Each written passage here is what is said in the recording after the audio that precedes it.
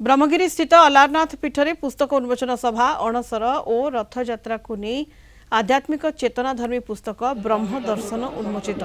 गृह और नगर उन्नयन मंत्री कृष्णचंद्र महापात्र एवं किट उपदेष्टा डॉक्टर शशांक शेखर चूड़ामणि द्वारा यह आध्यात्मिक पुस्तक उन्मोचित। यह अवसर में डॉक्टर शशांक शेखर चूड़ामणि मंत्री को अलारनाथ का फोटोचित्र प्रदान कर सम्मानित कर माननीय मंत्री अध्यक्षता माननीय मंत्री डॉक्टर कृष्ण महापात्र अध्यक्षता एक ब्रह्म दर्शन पुस्तक सब भावना को नहीं प्रकाश पाई गोटे संकलन उन्मोचित है। मोर सौभाग्य मो मुख्य अतिथि भाव जोगदे माननीय मंत्री को संबर्धित कली एवं अनेक पुस्तक उन्मोचित है। सब पुस्तक थिला स्थानीय लेखक मानकर अलारनाथ और जगन्नाथ सीत लेखा।